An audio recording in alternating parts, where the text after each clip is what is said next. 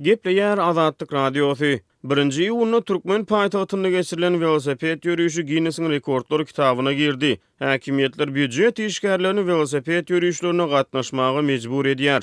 Bu ýörüş velosiped kerwanynyň bir çyzygynyň uğru bilen hatar gurap amala aşyran eň uzun velosiped ýörüşi hökmüne hasaba alınıpdyr. Bu barada Türkmenistanyň döwlet habar gullugy habar berýär. Beýleki tarapdan Azatlyk Radiosynyň yerli habarçylary 3-nji iýulyny Türkmen awatda raýatlaryň velosiped ýörüşlerine mejburi gatnaşdyrylýanyny habar berýär. Tadahanyň maglumatyna görä Aşgabatyň 2019 adamlyk velosiped kerwany 3300 metr aralygy geçip rekord goýupdyr. Bu çäre Türkmenistanyň resmi derejede 3-nji iýulyny giňden bellenip geçilýän bütün dünýä velosiped gününiň öň ýanyna gabat geldi. Beýleki tarapdan 3-nji iýulyny Azatlyk Radiosynyň habarçysy Günnegor Türkmenistanyň paýtagty Türkmenawatda tas ähli büdjet işgärleriniň mejburi gatnaşdyrylmagyny velosiped ýörüşiniň geçirilendigini habar berdi. Şu gün Türkmenawatda velosiped ýörüşi geçirildi. Ir sagat 5-de tas ähli büdjetçiler ýygnadylar diýip Azatlygyň habarçysy regiondan habar berdi. Onuň maglumatyna görä ak we gök renkli sport eşiklerinin büdjet işgärleriniň köpüsi canly diýwar bolmak üçin çäre çagyryldy.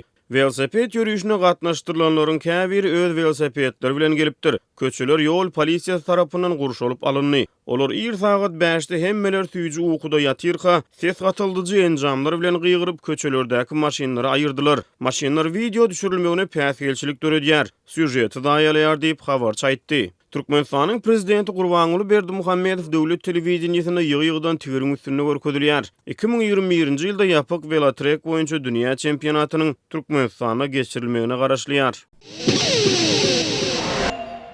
Gepleýär Azatlyk Radiosu. Türkmenistanyň Türkmenmaşy Döwlet Täjirçilik Bankynyň Aşgabatyň Azatlyk etrafyndaky edarasynda raýatlaryň wiza plastik bank kartlarynyň möhletini uzaltmak çäresi ençe mesagada çekýär. Bu barada Azatlyk Radiosynyň paýtagtdaky habarçylarynyň biri habar berýär. Howpsuzlyk ýagdaýlary sebäpli anonim şertde maglumat beren habarçy bürokratik bökdönçlikler sebäpli raýatlaryň ýygy-derli bir otogdan beýle otoga iwerilýändigini, bu ýerlerde de adamlaryň uly nowbatlarynyň bardygyny aýdýar. Munyň bolsa müşterilere hyzmat etmek prosesini hassa haýarladýandygyny belleýär. Geçen hepde men we meniň tanışlarym wiza kartynyň möhletini uzaltmak üçin ýyly-ýylyna 2 gün banka bardyk. Birinji gün bölüm başlygynyň ýerine ýokdugyny aýdyp ýygyma iwerdiler. Ikinji gün baranymda men ilki başlygyň otogyna girdim. Ol maňa birinji gata düşüp 108-nji otoga barmaldygymy aýtdy. Otoga girip özümi tanışdyrdym we näme üçin gelendigimi aýtdym. Ol ýerden meni ýene ikinji gata iwerdiler. Kadrlar bölümine baryp pasportymyň piçat basylan sahypasynyň kopiýasyny etdirmeli diýdiler diýip habarçy 3-nji maýda gurrun berdi. Habarçy burada özüniň we başga bir näçe tanışlarynyň başdan geçirenler barada gurrun bermegi dowam etdirip, şondan soň özüniň pasportynyň 2 nusgasyny alyp ýene birinji gata düşendigini we olary 108-nji otogda oturan resmiýe berendigini aýtdy. Onuň sözlerine görä, bank resmisi bu resminamany doldurandan soňra onuň ýene 2 kopiýasyny etdirmegi we kassada 78 manat tölemegi soraýar. Bank resmisi ýene 2 aý soň gelip wiza kartyň taýýar bolandygyny ýa-da bolmandygyny anyklamalydygymy aýtdy. Eger ýetişdeler taýýar boljakdygyny bolmasa da garaşmaly boljakdygymy hem duýdurdy diýip habarçy Türkmenmaşy Döwlet Täjirçilik Bankynda müşterilere wiza kartlaryň diňe 2 ýyl möhlet bilen berilýändigini hem belledi. Habarçy käbir otoglardan gol almak ýa-da tölegleri amala aşyrmak üçin özüniň 1,5 saat çemesi garaşmaly bolandygyna ünsü çekip paýtagtda wiza bank kartynyň möhletini uzaltmak prosesi üçin adyndan tutuş bir günüň gerekdigini hem aýtdy. Azatlyk Radiosu ýokarda gurrun edilen ýagdaýlar dogrusynda Türkmenmaşy Döwlet Täjirçilik Banky bilen habarlaşyp kommentari alyp bilmedi.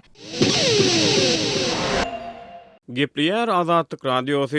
Anly güni Türkmenistanda 2 sagatlap internet kesildi.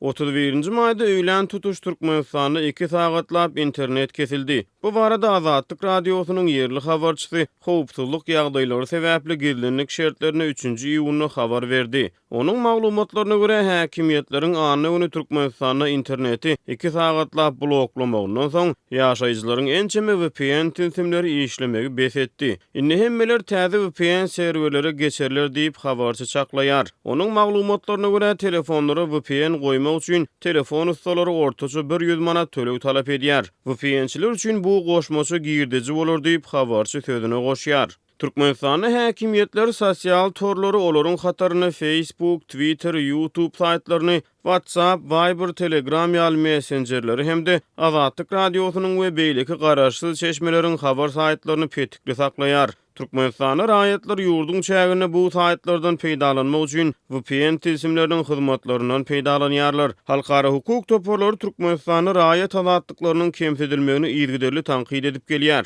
Galy bersede Türkmenistan öz ilatyny dünýädäki iň haýal internet hödürleýär. Munun bilen bagly internetiň tizligini anyklaýan Speedtest barlaw tilsiminiň soňky çap eden hasabatyna görä Türkmenistan oturumly broadband ýagny öýlere ýa-da edara kärhanlara çekilýän giňerimli internetiň tizliginiň derejesi boýunça dünýäde 179 ýurdun arasyny iň izdaky orny eýeledi.